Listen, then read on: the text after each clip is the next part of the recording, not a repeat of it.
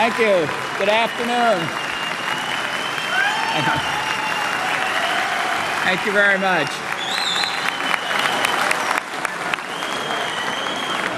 Well, it's a great pleasure and an honor to be with you again here today. I must say we come at a time of really extraordinary events in the United States that distinguish today from the circumstances 1 year ago.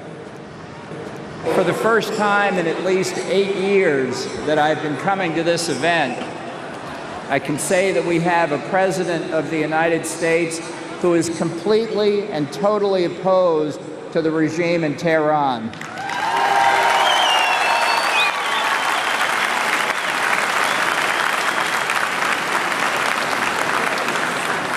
This is the true feeling of the President, and he's made it very clear. He made it clear during the election campaign last year. He's made it clear in numerous statements and even in tweets since then. He completely opposes the Iran nuclear deal signed by his predecessor.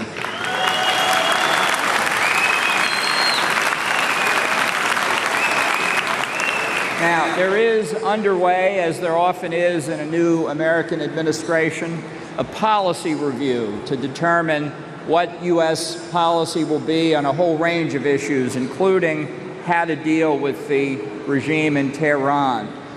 But even as that review goes on, Congress is moving with what for Congress is great speed to enact new economic sanctions legislation against the regime in Iran.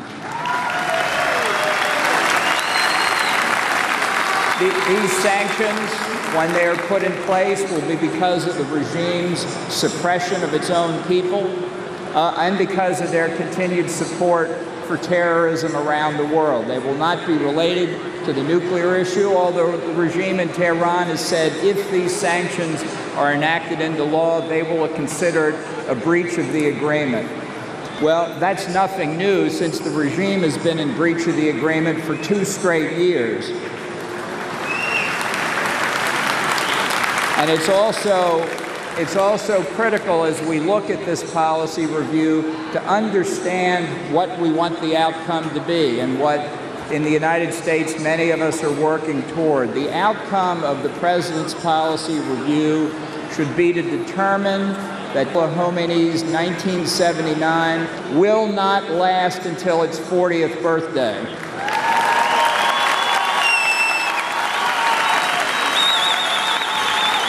Now, the fact is that the Tehran regime is the central problem in the Middle East.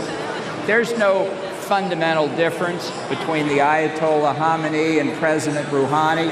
They're two sides of the same coin.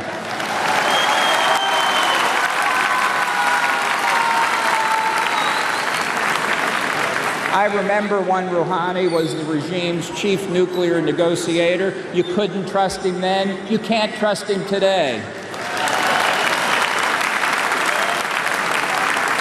And it's clear that the regime's behavior is only getting worse. Their continued violations of the agreement, their work with North Korea on nuclear weapons and ballistic missiles only continues to grow. And let's be clear, even if somebody were to say to you that the regime is in full compliance with the nuclear deal, it doesn't make any difference.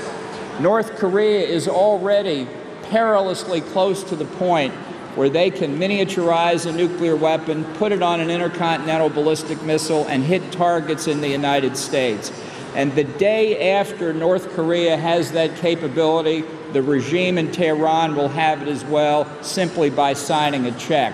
That's what proliferation is. That's what the threat's about. And that's why Donald Trump's views on North Korea are so similar to his views on the regime in Tehran.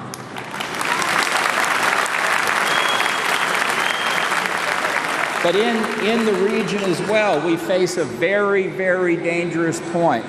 As the campaign to destroy the ISIS caliphate nears its ultimately successful conclusion, We must avoid allowing the regime in Tehran to achieve its long-sought objective of an arc of control from Iran through the Baghdad government in Iraq, the Assad regime in Syria, and the Hezbollah terrorists in Lebanon. An arc of control which, if it's allowed to form, will simply be the foundation for the next grave conflict in the Middle East. The regime in Tehran is not merely a nuclear weapons threat, it's not merely a terrorist threat, it is a conventional threat to everybody in the region who simply seeks to live in peace and security.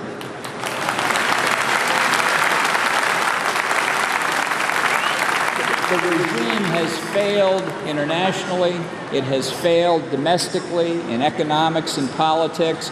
Indeed, its time of weakening is only accelerating, and that's why the changed circumstances in the United States, I think throughout Europe, and here today are so important.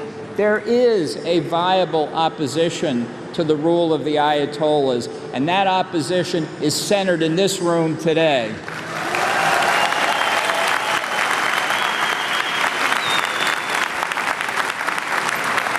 I have said for over 10 years since coming to these events that the declared policy of the United States of America should be the overthrow of the mullahs regime in Tehran.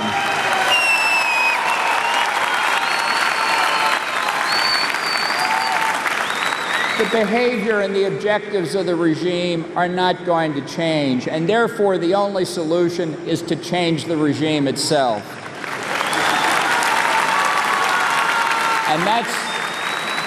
And that's why before 2019, we here will celebrate in Tehran. Thank you very much.